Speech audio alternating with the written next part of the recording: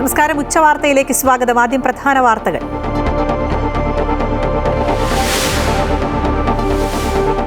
PM ശ്രീയിൽ നിന്ന് പിന്മാറാൻ തീരുമാനിച്ചെങ്കിലും SSK fund കിട്ടാനാണ് സാധ്യതയെന്ന് മന്ത്രി വി ശിവൻകുട്ടി. CPM CPI തർക്കം സമവായത്തിലെത്തിയ ശേഷമുള്ള ആദ്യ LDF യോഗം ഇന്ന്. ഉപസമിതി രൂപീകരണം ഉൾപ്പെടെ യോഗത്തിൽ മുഖ്യമന്ത്രി വിശദീകരിക്കും. മണ്ഡലകാലത്തിന് മുന്നോടിയായി ശബരിമലയിലേക്കുള്ള റോഡുകളുടെ നവീകരണത്തിന് 377 കോടി രൂപ അനുവദിച്ച് ധനവകുപ്പ്. തുക ലഭിക്കുക 10 ജില്ലകളിലെ 82 റോഡുകൾക്ക്. നാവികസേനയ്ക്കായുള്ള നിർണായക വാർത്താവിനിമയ ഉപഗ്രഹം CMS-03യുടെ വിക്ഷേപണം ഇന്ന്. ഉപഗ്രഹം വഹിച്ചുള്ള LVM-3 M5 റോക്കറ്റ് കുതിക്കുക വൈകിട്ട് 5:27 ശ്രീഹരിക്കോട്ടയിൽ നിന്ന്.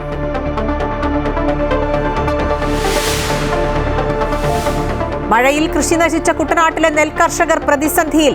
കൊയ്യാറായ നെല്ല് തുലാമഴയിൽ വീണതോടെ രണ്ടാം കൃഷിയിൽ പ്രതീക്ഷ വെച്ചവർ ദുരിതത്തിൽ.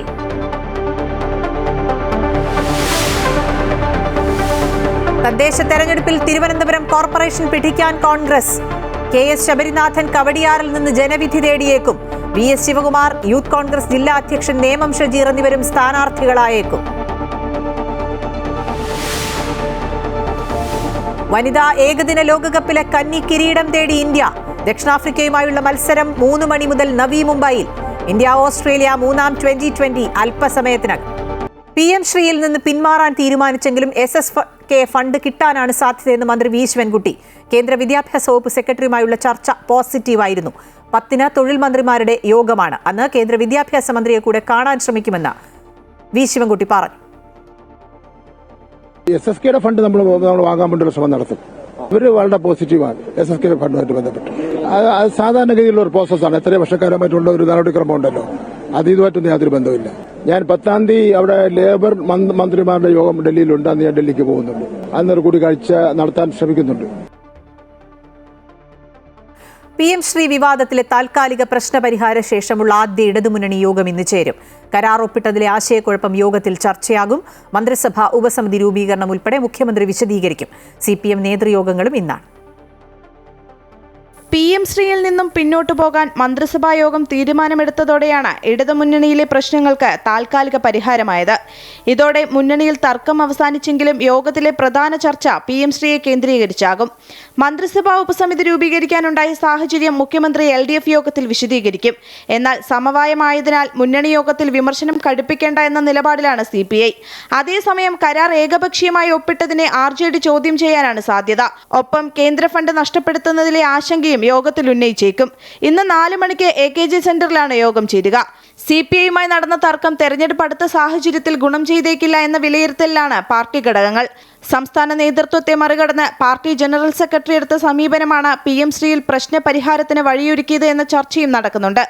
തദ്ദേശ തെരഞ്ഞെടുപ്പ് പ്രഖ്യാപിക്കാനിരിക്കെ അതുമായി ബന്ധപ്പെട്ട ചർച്ചകളുമുണ്ടാകും. അമൃത ന്യൂസ്, തിരുവനന്തപുരം. ശബരിമല തീർത്ഥാടകർ ഉപയോഗിക്കുന്ന വിവിധ റോഡുകളുടെ നവീകരണത്തിനായി 377.8 കോടി രൂപ അനുവദിച്ചതായി ധനമന്ത്രി KN ബാലഗോപാൽ അറിയിച്ചു. 10 ജില്ലകളിലെ 82 റോഡുകൾക്കായാണ് തുക അനുവദിച്ചത്.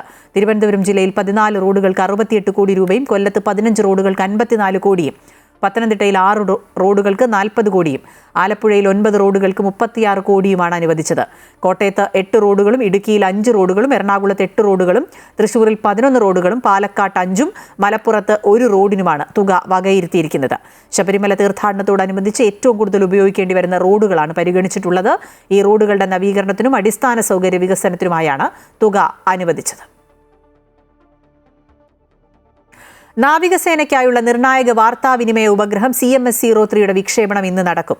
ഉപഗ്രഹം വഹിച്ചുള്ള LVM-3 M5 റോക്കറ്റ് വൈകിട്ട് 5:27 ശ്രീഹരിക്കോട്ടയിൽ നിന്നാണ് കുതിച്ചുയരുക. രാജ്യസുരക്ഷയുമായി ബന്ധപ്പെട്ട നിർണായക ദൗത്യമാണ് ഇന്ന് നടക്കുന്നത്. സതീഷ് ധവാൻ സ്പേസ് സെന്ററിലെ 2ാം ലോഞ്ച് പാഡിൽ നിന്നാണ് വിക്ഷേപണം. 4400 കിലോഗ്രാം ഭാരമുള്ള ഉപഗ്രഹമാണ് CMS-03. ഉപഗ്രഹം കടലിലും കരയിലും ഏത് കാലാവസ്ഥയിലും വാർത്താവിനിമയം സുഗമമാക്കും. കാലാവധി കഴിഞ്ഞ GSAT-7 പകരമായാണ് CMS വിക്ഷേപിക്കുന്നത്. സൈനിക ആവശ്യങ്ങൾക്ക് പ്രയോജനപ്പെടുത്തും. ദുരന്ത നിവാരണത്തിനും ഉപയോഗിക്കും. 7 വർഷമാണ് കാലാവധി. വിദേശ ഉപഗ്രഹങ്ങളെ ആശ്രയിക്കാതെ പ്രതിരോധ വാർത്താവിനിമയത്തിന് തദ്ദേശീയ സംവിധാനം പ്രയോജനപ്പെടുത്താമെന്നതാണ് വലിയ നേട്ടം. ഇന്ത്യൻ ഉപഭൂഖണ്ഡവും അതിനു ചുറ്റുമുള്ള സമുദ്രഭാഗങ്ങളും നിരീക്ഷണ പരിധിയിൽ വരും. LVM-3 M5 റോക്കറ്റിൽ ഇന്ത്യയിൽ നിന്ന് വിക്ഷേപിക്കുന്ന ഏറ്റവും ഭാരമേറിയ ഉപഗ്രഹമാണിത്. ഭാരമേറിയ വാഹകശേഷിയുള്ളതിനാൽ ബാഹുബലി എന്നാണ് LVM-3 M5 റോക്കറ്റിനെ വിശേഷിപ്പിക്കുന്നത്. രാജ്യസുരക്ഷയുമായി ബന്ധപ്പെട്ട ദൌത്യമായതിനാൽ ഉപഗ്രഹത്തിന്റെ കൂടുതൽ വിശദാംശങ്ങൾ ISRO പുറത്തുവിട്ടിട്ടില്ല. ISRO ഒരു വിക്ഷേപണവും ഇത്ര രഹസ്യ സ്വഭാവത്തോടെ കൈകാര്യം ചെയ്യുന്നതും ഇതാദ്യമായാണ്. 2025 ISROയുടെ 4ാമത്തെ വിക്ഷേപണ ദൌത്യമാണ് LVM-3 M5. ചന്ദ്രയാൻ 3 ദൌത്യത്തിന്റെ വിജയകരമായ വിക്ഷേപണമായിരുന്നു LVM-3 റോക്കറ്റിന്റെ മുൻ ദൌത്യം. News desk Amrita TV. കുട്ടനാട്ടിലെ നെൽകർഷകരുടെ പ്രതിസന്ധികൾക്ക് അവസാനമില്ല. തുലാമഴയിൽ കൊയ്യാൻ പാകമായ നെല്ല് വീണതോടെ പ്രതിസന്ധിയിലായത് 2ാം കൃഷിയിൽ പ്രതീക്ഷ വെച്ച നിരവധി കർഷകരാണ്. കുട്ടനാട്ടിലെ പാടശേഖരങ്ങളിൽ കൊയ്യാറായ നെല്ല് വീണതാണ് കർഷകരെ അലട്ടുന്ന പുതിയ പ്രതിസന്ധി. തുലാമഴ ശക്തമായതാണ് അപ്രതീക്ഷിത തിരിച്ചടിക്ക് കാരണം. മഴയോടൊപ്പം കാറ്റും ശക്തമായതോടെ പ്രധാന പാടശേഖരങ്ങളിലെല്ലാം നെല്ല് വീണു. കൊയ്യാൻ പാകമായ നെല്ല് വീണതോടെ കൊയ്ത്തും മുടങ്ങി. വീണ നെല്ല് കൊയ്യാൻ പാകത്തിൽ മെഷീനുകളുണ്ട് എങ്കിലും വലിയ തുക മുടക്കി കൊയ്ത്ത് യന്ത്രങ്ങൾ എത്തിക്കുന്നതും ചിലവേറും. പല കർഷകർക്കും ആദ്യ കൃഷി നഷ്ടമായിരുന്നു. പിന്നാലെ 2ാം കൃഷിയിലും മഴ വില്ലനായതോടെ ദുരിതം ഇരട്ടിയായി. ഈ നല്ല നെല്ല് പിടിച്ച് പക്ഷേ അത് കൊയ്ത് കരയ്ക്കെത്തിക്കാനൊരു മാർഗ്ഗമില്ലാത്തൊരു സ്ഥിതിയാണ്. മഴ, കാലാവസ്ഥ, ഈ കാറ്റും എല്ലാം കൂടെ വന്ന് നെല്ല് മൊത്തം വീണടിഞ്ഞു പോയിരിക്കുകയാണ്. വീണടിഞ്ഞു പോയാലും കൊയ്തെടുക്കുന്നുള്ള യന്ത്ര സംവിധാനങ്ങളുണ്ട്. പക്ഷേ ഈ യന്ത്ര ലഭ്യത ഉറപ്പുവരുത്തുന്നതിൽ ഗവൺമെൻറ്റോ അല്ലെങ്കിൽ ഇതുമായിട്ട് ബന്ധപ്പെട്ടവരോ ആരും ഒരു ശ്രമവും നടത്തിയിട്ടില്ല. പരിമിതമായ കാലാവസ്ഥയുടെ പരിമിതികളെല്ലാം എടുത്തുകൊണ്ട് എങ്ങനെയെങ്കിലും കൊയ്ത്ത് നടത്തിയെടുക്കുവാനുള്ള കർഷകൻ്റെ ആ ശ്രമം പരാജയപ്പെടുത്തുകയാണ്. ഇവിടെ ഒരു മോണോപോളി സൃഷ്ടിക്കുകയാണ് കൊയ്ത്ത് യന്ത്രവുമായിട്ട് ബന്ധപ്പെട്ട്. അപ്പോൾ കർഷകൻ എങ്ങനെ നഷ്ടം വരുത്താവോ, കർഷകൻ ഏതെല്ലാം തരത്തിൽ ചൂഷണം ചെയ്യാവോ. മില്ലുകാരുടെ കൊയ്ത് കരയ്ക്ക് കൊണ്ടുവന്നു കഴിഞ്ഞാൽ 16 കിലോ കിഴിവ് കൊടുക്കണമെന്ന് പറയുന്നത്, അതുമൊക്കെ നമുക്ക് അംഗീകരിക്കാൻ പറ്റാത്ത കാര്യമാണ്. നെല്ലെടുക്കാൻ മില്ലുടമകൾ തയ്യാറാകാത്തതായിരുന്നു ആദ്യ പ്രതിസന്ധി. എന്നാൽ സർക്കാർ ഇടപെടലിൽ ഇതിന് പരിഹാരം കണ്ടെങ്കിലും മില്ലുടമകൾ കിഴിവ് കൂടുതൽ ചോദിക്കുന്നത് കർഷകരെ കൂടുതൽ ദുരിതത്തിലാക്കും. കുട്ടനാട്ടിൽ കൊയ്ത്ത് കഴിഞ്ഞ പാടശേഖരങ്ങളിൽ നെല്ല് കരയ്ക്ക് കൂട്ടിയിട്ട നിലയിലായിരുന്നു. ഭക്ഷ്യമന്ത്രിയും കൃഷിമന്ത്രിയും പങ്കെടുത്ത ഓൺലൈൻ യോഗത്തിലാണ് ആലപ്പുഴയിലെ നെല്ല് അടിയന്തരമായി സംഭരിക്കാൻ തീരുമാനമായത്. സപ്ലൈകോയുമായി കരാറൊപ്പിട്ട കാലടി അമിലോസ് മില്ലിനാണ് സംഭരണത്തിന് അനുമതി. നെടുമുടി, വള്ളുവൻകാട്, പൂന്തൂരം, കരുവാറ്റ, ഈഴവക്കേരി, വെസ്റ്റ്, പരിയക്കാട് പാടശേഖരം എന്നിവിടങ്ങളിലെ നെല്ലാണ് സംഭരിക്കുക. അമൃത ന്യൂസ്, ആലപ്പുഴ. പ്രമുഖരെ കളത്തിലിറക്കി തിരുവനന്തപുരം കോർപ്പറേഷൻ പിടിക്കാൻ കോൺഗ്രസ്. മുൻ മന്ത്രിയും MP-യുമായിരുന്ന VS ശിവകുമാറും മുൻ MLA KS ശബരിനാഥനും മത്സരിച്ചേക്കും. ശബരിനാഥൻ കവടിയാറിൽ നിന്നാകും ജനവിധി തേടുക. യൂത്ത് കോൺഗ്രസ് ജില്ലാ അധ്യക്ഷൻ നേമം ഷജീറും മത്സരിക്കും. KPCC ഭാരവാഹി യോഗത്തിൽ അന്തിമ തീരുമാനമെടുക്കും. UDF-ന് ഇക്കുറി തിരുവനന്തപുരം കോർപ്പറേഷൻ അഭിമാന പോരാട്ടമാണ്. കോർപ്പറേഷൻ പിടിക്കുക എന്നതിനപ്പുറം വലിയ മുന്നേറ്റമുണ്ടാക്കിയേ പറ്റൂ. സംസ്ഥാനത്തെ കോർപ്പറേഷനുകളിൽ കോൺഗ്രസ് വളരെ നേരത്തെ തയ്യാറെടുപ്പുകൾ തുടങ്ങിയതും തിരുവനന്തപുരത്ത് തന്നെയാണ്. K. മുരളീധരൻ, PC വിഷ്ണുനാഥ് എന്നീ നേതാക്കൾക്ക് തിരുവനന്തപുരം കോർപ്പറേഷന്റെ മാത്രം ചുമതല നൽകുകയും ചെയ്തിരുന്നു. വീണ്ടും കോർപ്പറേഷനിൽ 3ാം സ്ഥാനത്ത് പോയാൽ നിയമസഭാ തെരഞ്ഞെടുപ്പിൽ അടിപതറും എന്ന തിരിച്ചറിവാണ് കച്ചമുറുക്കി അങ്കത്തട്ടിലിറങ്ങാൻ കോൺഗ്രസിനെ പ്രേരിപ്പിക്കുന്നത്. ജില്ലയിലെ പ്രമുഖരും ജനകീയരുമായ നേതാക്കളെ കളത്തിലിറക്കി കോർപ്പറേഷൻ പിടിക്കുക എന്ന തന്ത്രമാണ് കോൺഗ്രസ് പുറത്തിറക്കുന്നത്. മുൻ MLA-മാരെയും മുൻ മന്ത്രിമാരെയും മുൻനിർത്തി തെരഞ്ഞെടുപ്പ് നേരിടാനാണ് തീരുമാനം. KS ശബരിനാഥനും VS ശിവകുമാറും ഉറപ്പിച്ചു കഴിഞ്ഞു. DCCയിൽ ചേർന്ന യോഗത്തിലാണ് ഇക്കാര്യത്തിൽ തീരുമാനമായത്. ശബരിനാഥിന്റെ വീട് സ്ഥിതി ചെയ്യുന്ന ശാസ്തമംഗലം വാർഡ് വനിതാ സംവരണമായതിനാൽ തൊട്ടടുത്തുള്ള കവടിയാർ വാർഡിലാകും സ്ഥാനാർത്ഥിയാകുക. യൂത്ത് കോൺഗ്രസ് ജില്ലാ പ്രസിഡന്റ് നേമം ഷജീറിനെയും മത്സരിപ്പിക്കാൻ തീരുമാനിച്ചിട്ടുണ്ട്. മറ്റ് നേതാക്കളുടെ പേരുകളും ഉയർന്നു വരുന്നുണ്ട്. ഇക്കാര്യത്തിൽ KPCC ഭാരവാഹി യോഗം ചേർന്നാകും അന്തിമ തീരുമാനമെടുക്കുക. അമൃത ന്യൂസ്, തിരുവനന്തപുരം. ശബരിനാഥന്റെ കോർപ്പറേഷൻ സ്ഥാനാർത്ഥിത്വവുമായി ബന്ധപ്പെട്ട വിഷയം പ്രാദേശികമായി പരിഗണിക്കുന്നതാണെന്ന് KPCC അധ്യക്ഷൻ സണ്ണി ജോസഫ്. അത്തരം കാര്യങ്ങൾ തിരുവനന്തപുരത്ത് തീരുമാനിക്കും. വിഷയം താൻ അറിഞ്ഞിട്ടില്ല. അതിദാരിദ്ര്യരില്ലാത്ത കേരള പ്രഖ്യാപനം തെരഞ്ഞെടുപ്പ് കുതന്ത്രം മാത്രമാണെന്നും സണ്ണി ജോസഫ് പറഞ്ഞു. ലോക്കൽ ഇഷ്യൂ അങ്ങനെ മത്സരിപ്പിക്കാൻ അവിടുത്തെ ആളുകൾ തീരുമാനിക്കും. ഞാൻ പ്രസിഡന്റ് അറിഞ്ഞിട്ടില്ല. ഇതൊരു തെരഞ്ഞെടുപ്പ് കുതന്ത്രം മാത്രമാണ്. ഇതിൽ യാതൊരു ആത്മാർത്ഥതയുമില്ല. ഈ പ്രഖ്യാപനം വഴി പ്രയാസം അനുഭവിക്കുന്ന, പട്ടിണി കിടക്കുന്ന, വീടില്ലാത്ത, ചികിത്സാ സൗകര്യങ്ങളില്ലാത്ത ആളുകൾക്ക് ലഭിക്കേണ്ട ആനുകൂല്യങ്ങൾ നിഷേധിക്കാനും നഷ്ടപ്പെടാനും ഇടവരുത്തും എന്നല്ലാതെ ഇതിൽ കൃത്യമായ യാതൊരു കണക്കുമില്ല. തെരഞ്ഞെടുപ്പിൻ്റെ ഒരു പ്രചരണത്തിൻ്റെ ഒരു കുതന്ത്രമായിട്ട് മാത്രമേ ജനങ്ങൾ ഇതിനെ വിലയിരുത്തുന്നുള്ളൂ. മുഖ്യമന്ത്രിക്കെതിരായ പരാമർശത്തിൽ PMA സലാമിനെ തള്ളി PK കുഞ്ഞാലിക്കുട്ടി. ലീഗിനൊരു രീതിയുണ്ട്, അന്തസ്സില്ലാത്ത വർത്തമാനങ്ങൾ ലീഗിന്റെ രീതിയല്ല, ശക്തമായി വിമർശിക്കും. PMA സലാമിനെ സംസ്ഥാന പ്രസിഡന്റ് തന്നെ തിരുത്തിയിട്ടുണ്ട് എന്നും കുഞ്ഞാലിക്കുട്ടി പറഞ്ഞു. പൊതുസ്ഥാപനങ്ങളുടെയും ഞങ്ങൾ പറയുന്ന ഞങ്ങളുടെ വർത്തമാനത്തിൻ്റെ ഒരു രീതിയെക്കുറിച്ച് പറഞ്ഞിട്ടുണ്ടല്ലോ. ഞങ്ങൾ അതിരൂക്ഷമായി വിമർശിക്കും. ഞാനിപ്പോൾ അതിരൂക്ഷമായിട്ടല്ലേ വിമർശിച്ചത്. പക്ഷേ ലീഗിന് എപ്പോഴും ഒരു രീതിയുണ്ട്. വളരെ അന്തസ്സോടുകൂടി ഞങ്ങൾ വ്യക്തിപരമായിട്ടൊന്നും ഞങ്ങൾ പറയും. അന്തസ്സോടുകൂടി ഞങ്ങളെ ചരിത്രം എടുത്ത് പരിശോധിച്ച് നോക്കിയാൽ മതി. വാക്കുകൾ വളരെ സൂക്ഷിച്ച് ഒരു പ്രതിപക്ഷ ബഹുമാനത്തോടു കൂടി സംസാരിക്കുന്ന പാർട്ടിയാണ് ഇന്ത്യൻ യൂണിയൻ മുസ്ലിം. പക്ഷേ അറ്റ് ടൈംസ് ചിലപ്പോൾ ആരെങ്കിലുമൊക്കെ നാക്കുപഴിയും തെറ്റുമൊക്കെ പറ്റാം.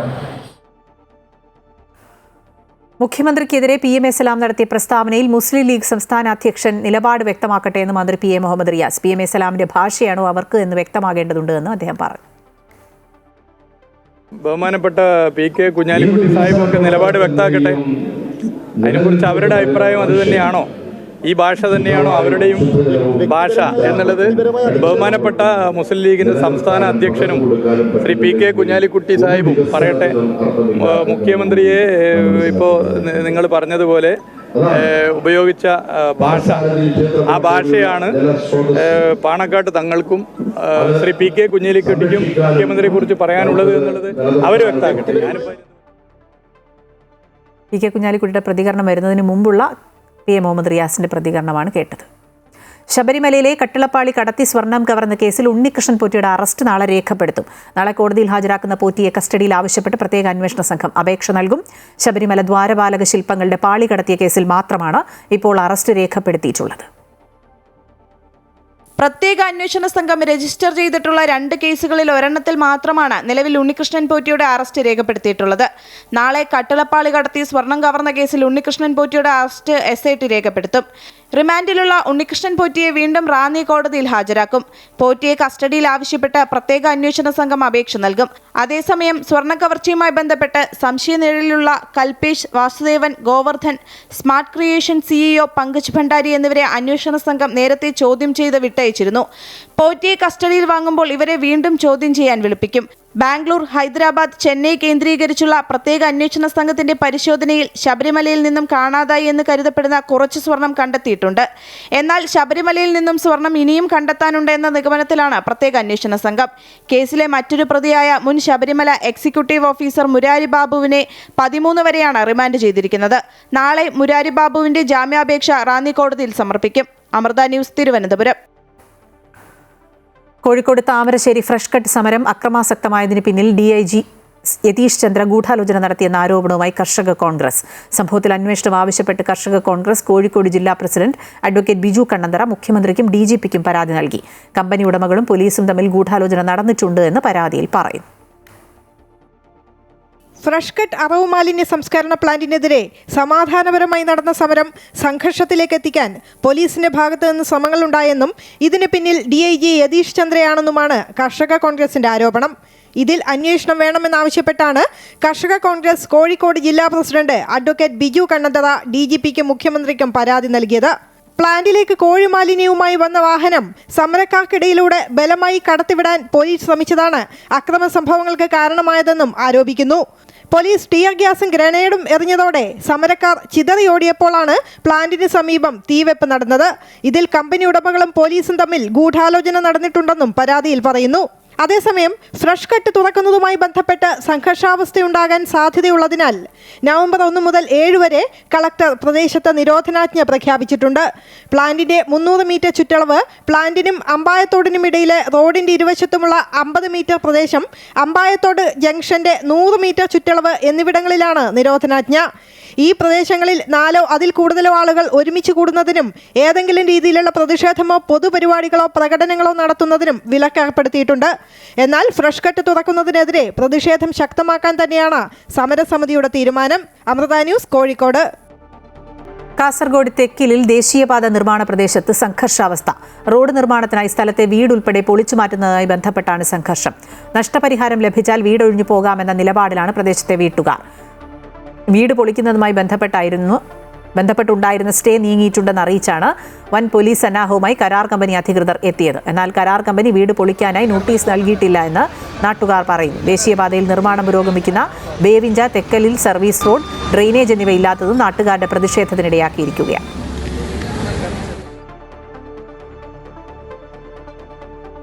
സ്വിച്ച് ഇട്ടപ്പോൾ ബൾബ് കത്തിയതുപോലെയല്ല കേരളം അതിദരിദ്ര മുക്ത പ്രഖ്യാപനത്തിലേക്ക് എത്തിയത് എന്ന് മന്ത്രി PA മുഹമ്മദ് റിയാസ്. 2021 മുതൽ മുഖ്യമന്ത്രിയുടെ നേതൃത്വത്തിൽ നടന്ന ടീം വർക്കിന്റെ ഫലമാണിത്. പ്രതിപക്ഷത്തിന് പലതും അംഗീകരിക്കാൻ മടി കാണുമെന്നും മന്ത്രി പറഞ്ഞു.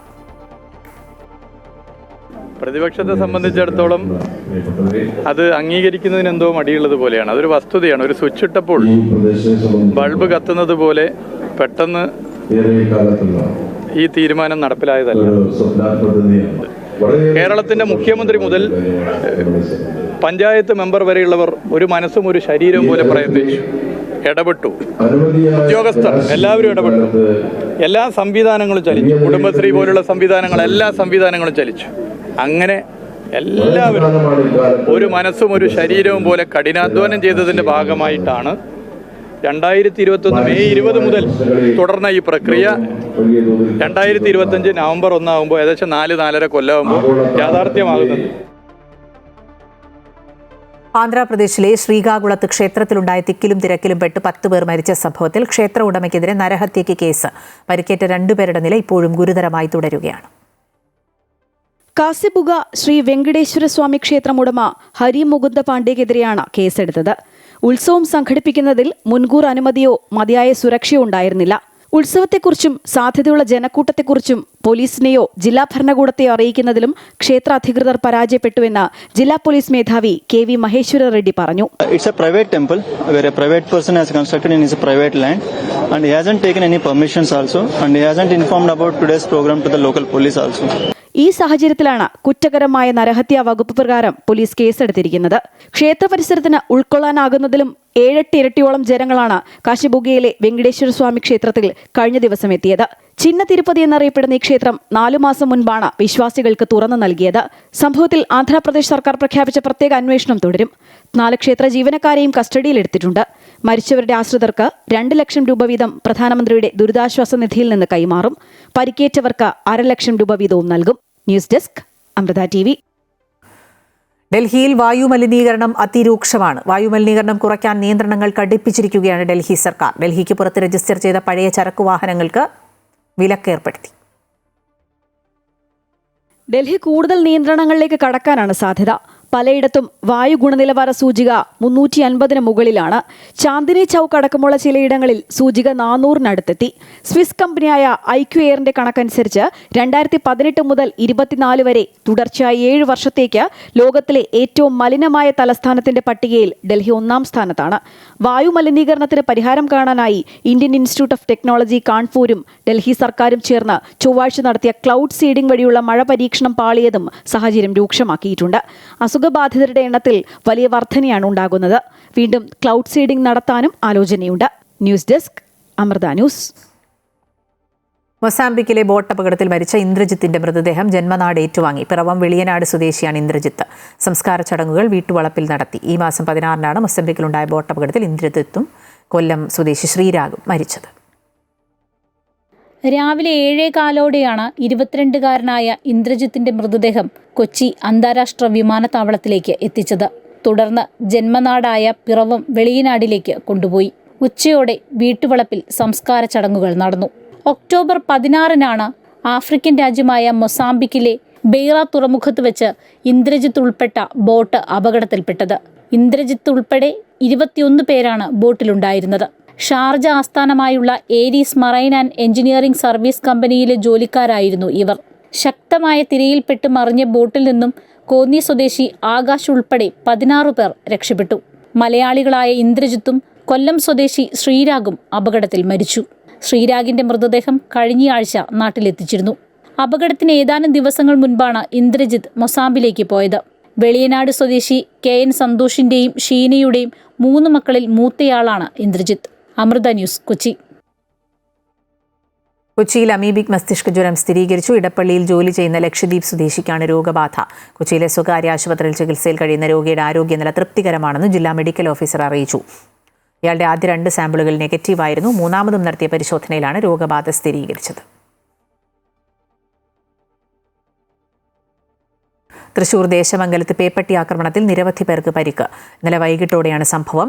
തെരുവ് നായ്ക്കൾക്കും വളർത്തുമൃഗങ്ങൾക്കും കടിയേറ്റു. കാട്ടൂർക്കാവ് ക്ഷേത്ര പരിസരത്ത് വെച്ച് ആദ്യം ഒരാളെ പേപ്പട്ടി കടിച്ചു. പിന്നീട് പല ആളുകൾക്കും കടിയേറ്റു. വറവട്ടൂർ പ്രദേശത്താണ് പേപ്പട്ടിയുടെ ആക്രമണമുണ്ടായത്. പാലക്കാട് ചിറ്റൂരിൽ കാണാതായ 14-കാരായ ഇരട്ട സഹോദരങ്ങളുടെ മൃതദേഹം കുളത്തിൽ നിന്ന് കണ്ടെത്തി. ചിറ്റൂർ സ്വദേശി കാശി വിശ്വനാഥന്റെ മക്കളായ ഇരട്ടകളായ രാമനും ലക്ഷ്മണനുമാണ് മരിച്ചത്. ചിറ്റൂർ ബോയ്സ് ഹൈസ്കൂളിലെ 9ാം ക്ലാസ് വിദ്യാർത്ഥികളാണ്. ഇവർ വന്ന ഇലക്ട്രിക് സ്കൂട്ടർ കുളത്തിന്റെ പരിസരത്ത് നിന്ന് കണ്ടെത്തി. തുള്ളി തോരാതെ തുലാവർഷം പെയ്തിറങ്ങുമ്പോൾ അധികൃതരുടെ കനിവിനായി കാത്തിരിക്കുകയാണ് ഹൃദ്രോഗിയായ ഒരു വയോധിക. ഇടുക്കി മുട്ടുകാട്ടിലാണ് ചോർന്നൊലിക്കുന്ന ഷെഡിൽ രോഗങ്ങളോട് പടവെട്ടി അടച്ചുറപ്പുള്ള വീടിനായി ശാന്ത എന്ന വയോധിക കാത്തിരിക്കുന്നത്. നിയമത്തിന്റെ നൂലാമാലയിൽ കുരുങ്ങി ചിന്നക്കനാൽ പഞ്ചായത്തിലെ ലൈവ് ഭവന പദ്ധതി നിലച്ചതാണ് പ്രതിസന്ധിക്ക് കാരണം.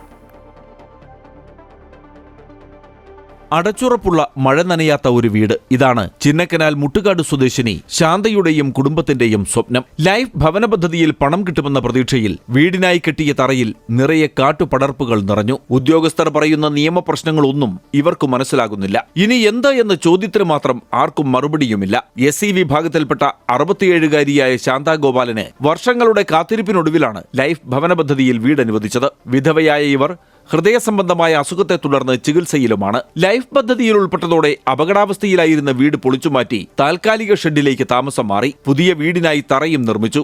ആദ്യ ഗഡുവായ 40,000 രൂപ ലഭിച്ചെങ്കിലും മാസങ്ങളായി ബാക്കി തുക മുടങ്ങിക്കിടക്കുകയാണ്. ഇതോടെ വീട് നിർമ്മാണം നിലച്ചു.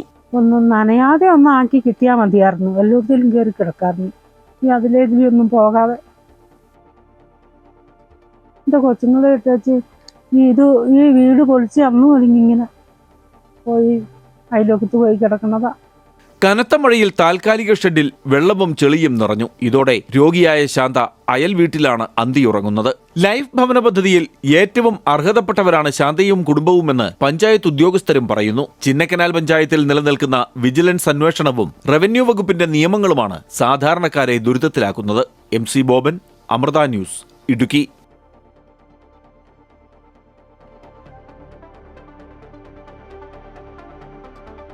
അതിരപ്പള്ളി ആനക്കയം കുമ്മാട്ടിയിൽ കാട്ടാന റോഡിനു കുറുകെ മരം മറിച്ചിട്ടു. വിനോദസഞ്ചാരികളുടെ ഉൾപ്പെടെ ഇരുവശത്തേക്കുമുള്ള നിരവധി വാഹനങ്ങൾ വഴിയിൽ കുടുങ്ങിക്കിടന്നു. രാവിലെ 7 മണിയോടെയായിരുന്നു സംഭവം. റോഡിന് വശത്തായി നിന്നിരുന്ന മരം കാട്ടാന റോഡിലേക്ക് തള്ളിയിടുകയായിരുന്നു. ഇതോടെ അന്തർ സംസ്ഥാന പാതയിൽ 1 മണിക്കൂറോളമാണ് ഗതാഗതം സ്തംഭിച്ചത്. സംഭവം അറിഞ്ഞ സ്ഥലത്തെത്തിയ ഷോളയാർ മുക്കുമ്പുഴ സ്റ്റേഷനിലെ വനപാലകർ മരം മുറിച്ചുമാറ്റിയാണ് ഗതാഗതം പുനഃസ്ഥാപിച്ചത്.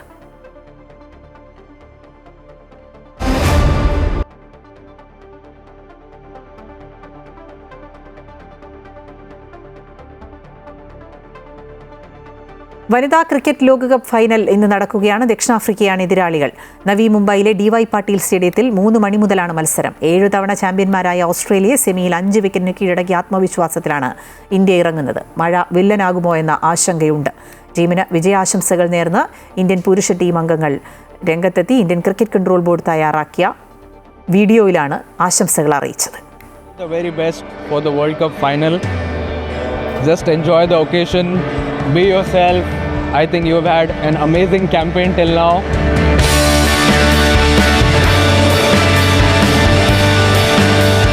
I think be yourself और आप जो करते आए हो वही कंटिन्यू करो and wish you all the best. Just enjoy the occasion. You don't get to play a lot of World Cup finals. You don't need to do anything different. You're playing really well. Back yourself. Enjoy the moment. Give your best and everything else will take care of itself. We just want to wish you luck, and the trophy is here only. You just have to pick it up. We are very happy and we are very proud with what you have achieved till now, and I'm very sure that you guys will go on and get us the World Cup. India Australia 3ാം 2020 മത്സരം അല്പസമയത്തിനകം ആരംഭിക്കും. Ninja സ്റ്റേഡിയത്തിലാണ് മത്സരം. പരമ്പരയിലെ ആദ്യ ജയം തേടിയാണ് India ഇറങ്ങുന്നത്. 5 മത്സരങ്ങളുള്ള പരമ്പരയിലെ ആദ്യ മത്സരം മഴ കാരണം ഉപേക്ഷിച്ചിരുന്നു. 2ാം മത്സരത്തിൽ ഓസ്ട്രേലിയ ഇന്ത്യയെ പരാജയപ്പെടുത്തിയിരുന്നു. ഇന്ത്യൻ ടീമിൽ 3 മാറ്റങ്ങളാണുള്ളത്. സഞ്ജു സാംസനെ ഒഴിവാക്കി. ജിതേഷ് ശർമ്മയാണ് കീപ്പർ. ഉച്ചവാർത്ത പൂർണ്ണമാകുന്നു. കൂടുതൽ വാർത്തകൾ അമൃത ന്യൂസ് യൂട്യൂബ് ചാനലിൽ കാണാം.